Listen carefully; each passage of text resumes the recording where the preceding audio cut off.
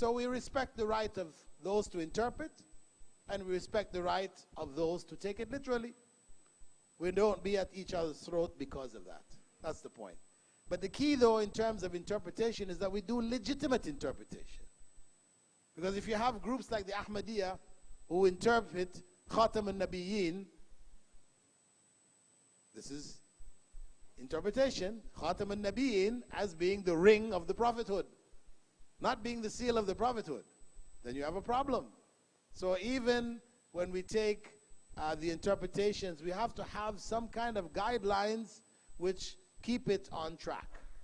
So that's the point I just wanted to make. Yes, yes, very briefly, please. Real quick. No, I don't know if I understood you correctly, but I believe that Al-Quran Al-Kareem is fundamentally a non-violent book. In other words, I believe Islam is fundamentally a non-violent faith. In fact, I have a book that's coming out called Non-Violence, a Fundamental Islamic Principle. Now, when you said about the uquba, where Allah subhanahu wa ta'ala tells you, for example, al-ayn bil-ayn, etc., and these other ayahs that you've mentioned, Al-Islam obviously ensures justice. Because the very first, or the second in my view, objective of the creation, as the Quran revealed to us, the first was liyabluwakum, so he tests you. But the second is liyaqum an-nasu bil-qist, as Allah said in Surah Al-Hadid. The reason he created you and sent you the books, الرسل وأنزلنا على الكتاب والميزان, and sent you the books ليقوم, the reason so that people, الناس, not just the believers, that all people establish justice unto themselves and with their surrounding as best they can. The whole creation is based on justice. شهد الله أنه لا إله إلا هو والملائكة وأولو العلم قائما بالقسط. Qist is that justice. All right. So Al-Quran Al-Kareem, while ensured justice as a standard between the creation, and hence people will be judged according to justice and iman, obviously, for those who are mukallafin, those who are accountable. For those who are not accountable, you see the usuliyin talked about the judgment and the day of judgment based on justice. All right. But Al-Quran did not stop at justice. إن الله يأمر بالعدل there you go. He orders you to attain justice and ensure it, but Al-Quran does not stop here. He tells you al-ihsan. Ihsan now comes with meaning of forgiving and giving or letting go or so. But as justice is your absolute right. But you see Al-Quran Al-Kareem also in a sense telling you that an eye for an eye eventually may render the whole world blind. So how does the Prophet ﷺ translated this? As you all know, obviously justice is your right, and that's your right. Done, Quranically speaking. But al-ihsan, he came back to Mecca, liberating Mecca after 10 years and after 23 years of persecution, killings, assassination attempts, confiscation of properties, you name it, torture, all these things. What does he tell them? He could have sought justice. That's his right. What is the prophetic manifestation of the Quran? Because the Prophet ﷺ does not bring a new deen. The Sunnah is simply an explanation of the book. How do we understand the book? اذهبوا فأنتم الطلقاء. Go, you are pardoned. Justice is key and must be ensured so people can live. Islam tells you, go beyond the call of justice. That's what I meant. Allah knows. Thank you. Yes, Dr. Pesawan.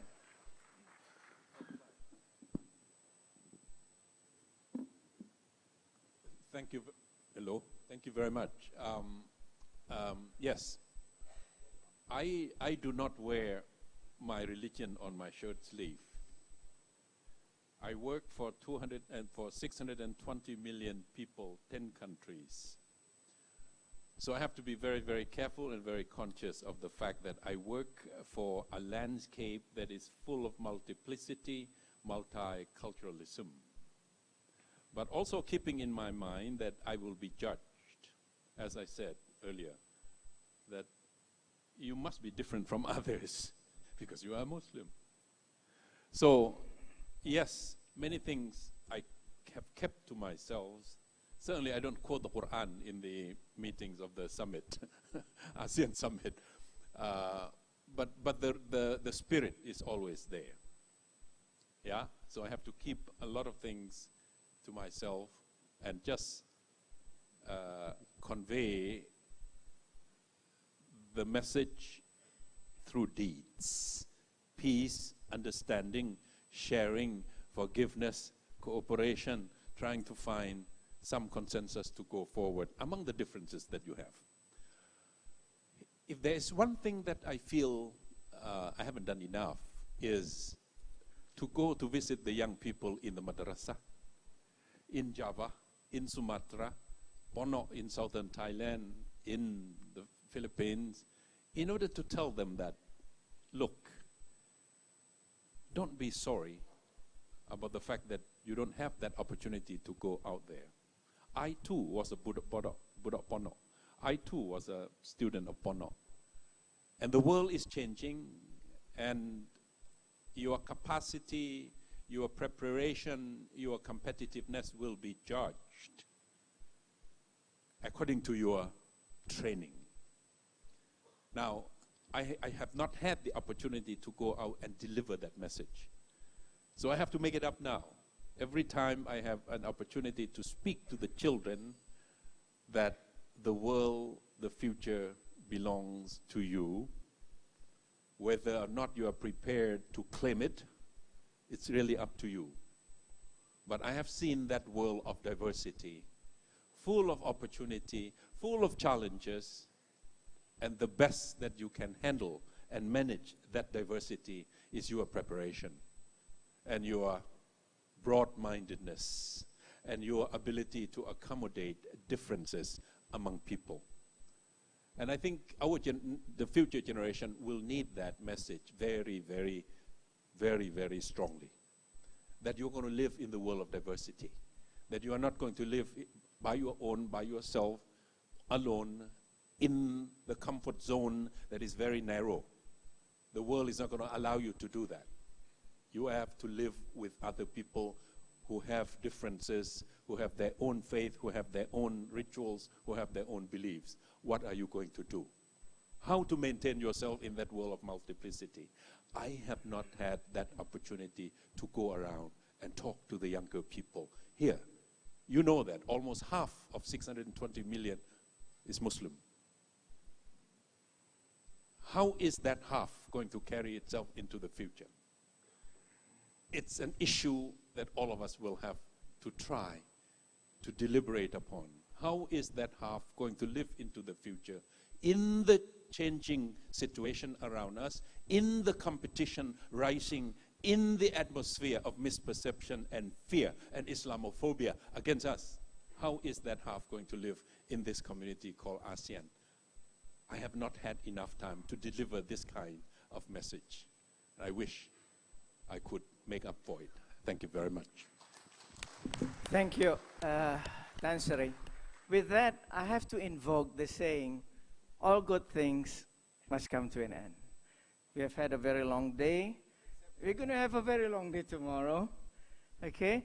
So, ladies and gentlemen, please give a big round of applause to our panelists for their wonderful presentation.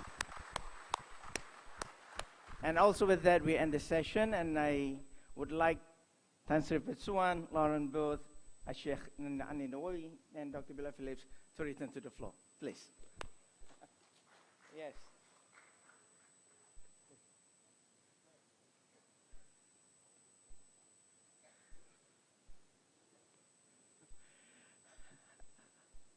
Ladies and gentlemen, please bear with me. We have a final agenda for tonight. You know, what the heck, as they say, you know, we go for the whole 9 yards.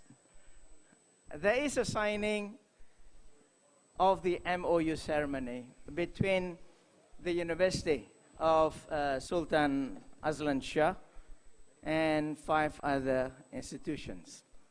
So with that, we just give them a couple of minutes to set up the stage.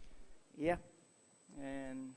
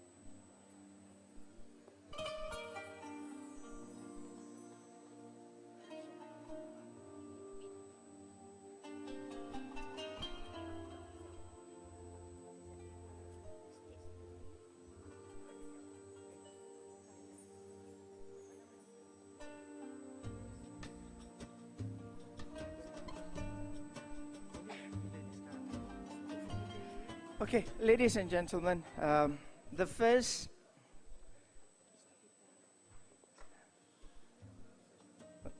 okay, they're still preparing.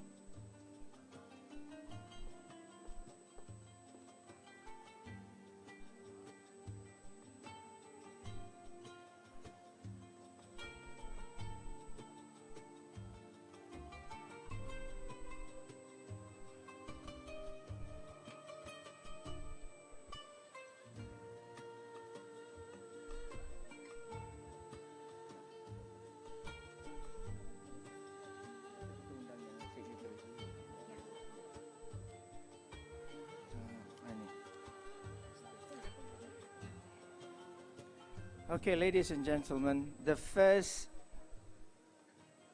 signing of the MOU will be between the University Sultan Azlan Shah and the University Islam Negeri Sharif Hidayatullah. With that, I call upon Yang Berbahagia Tan Sri Professor Dr. Nordin bin Kardi and Yang Berbahagia Professor Dr. Wan Sabri to the stage. Yes.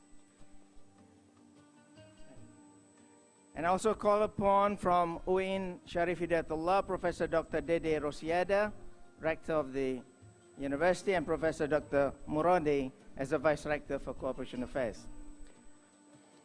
I would also like to call upon Yang Berhormat Dato Sri Diraja Dr. Zamri bin Abdul Qadir, the Menteri Besar Perak, as a witness.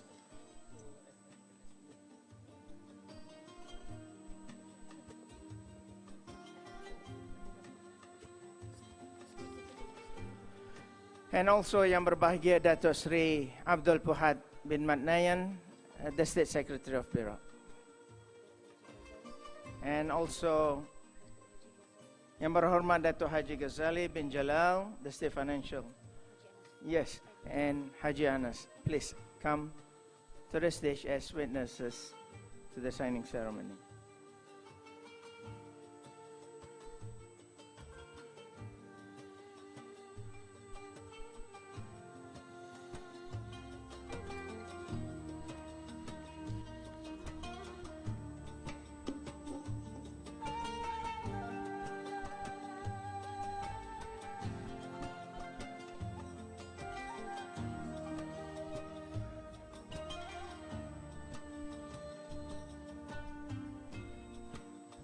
Once again, this is the signing of the MOU between the University Sultan Azlan Shah of Perak and the University Islam Negeri Sharif Hidayatullah of Indonesia.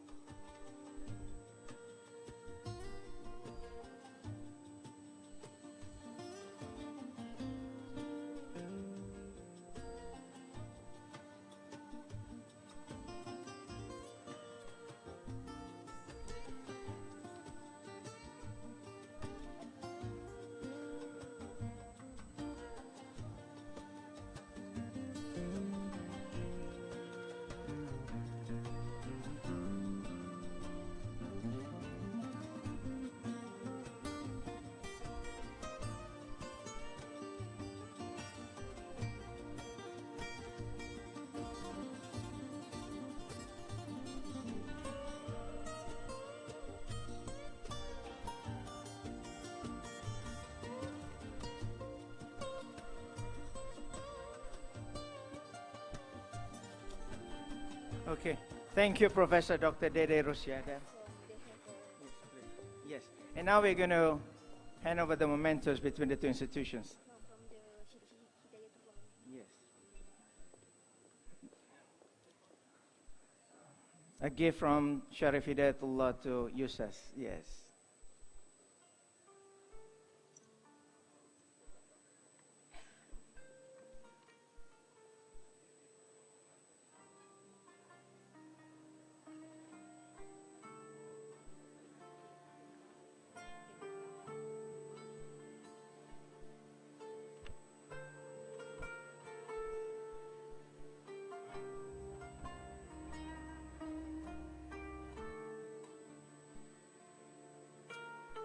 Thank you, Professor Dede Rosiada and Professor Dr. Muradi.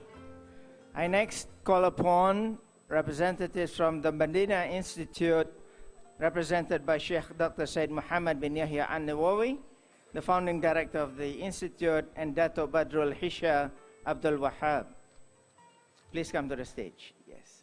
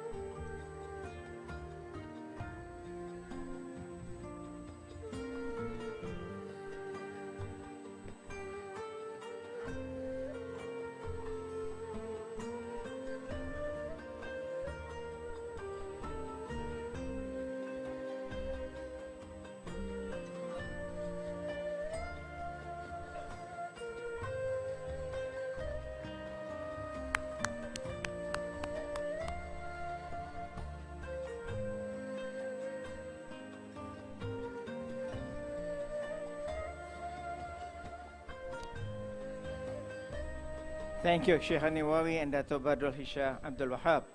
Next will be the signing ceremony between the University of Sultan Azlan Shah and the State Islamic University of Wali Songo, Semarang, Indonesia. I would like Professor Dr. Muhibin, Director of the OIN Wali Songo, and Dr. Musahadi, the Vice Rector 1 of the same institution, to come to the stage, please.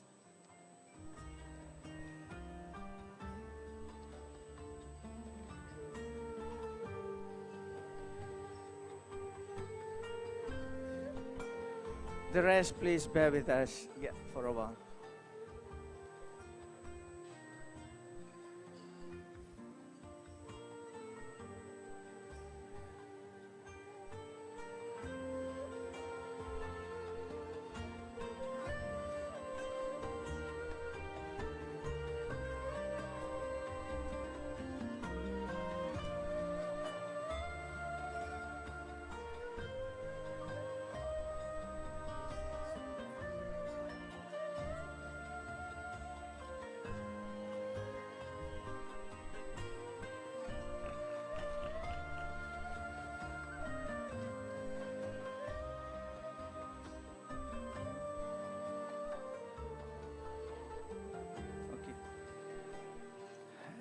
Next will be the souvenir presentation from the Semarang Islamic State University to the Menteri Besar of Perak.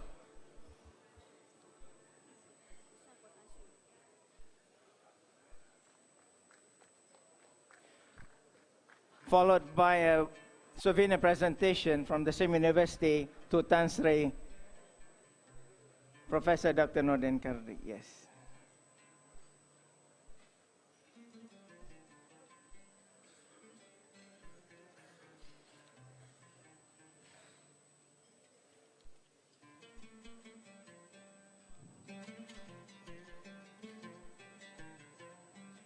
Okay, thank you, Professor Muhibbin and Dr. Musa Hadi.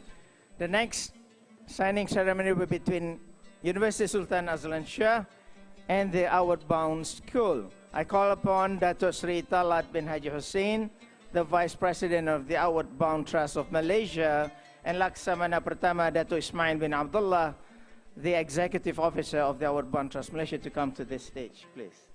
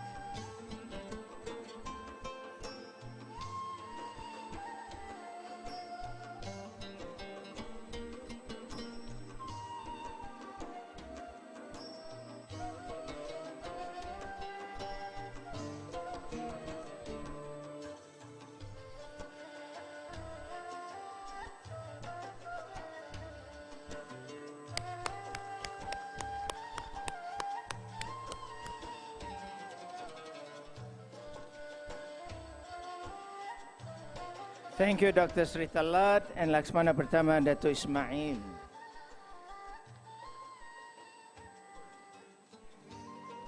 And finally, but not least, we like to thank Professor Dato Dr. Wan Sobri for being a signatory from USAS. And now will be an exchange position with Haji Anas. And Professor Dr. Wan will be the witness to the final signing ceremony between University Sultan Azlan Shah and the Al-Hijrah Media Corporation. The media will be represented by Tuan Haji Islan Basar, the President and Chief Executive Officer of Al-Hijrah. Sorry, correction. TV Al-Hijrah.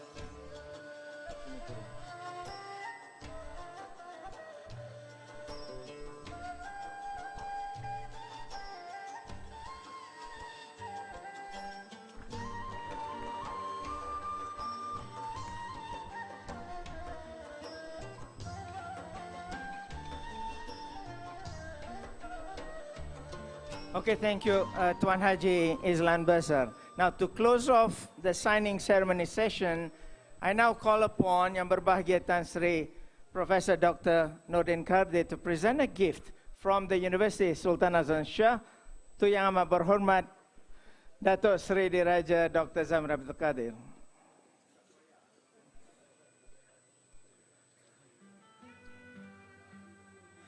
Ladies and gentlemen, please give them a big round of applause.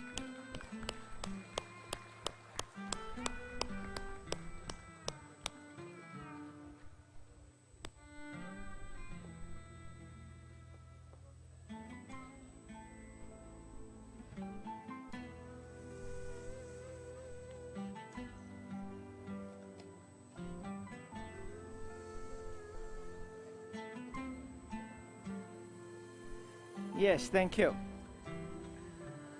Now, we have come to the end of the event. On behalf of the University Sultan Azlan Shah, the conference, and all of us in this room, I would like to thank Dato Sri Diraja Dr. Zamri Abdul Qadir for being our gracious host. Please give him a round of applause. Thank you, Dato Sri. Thank you.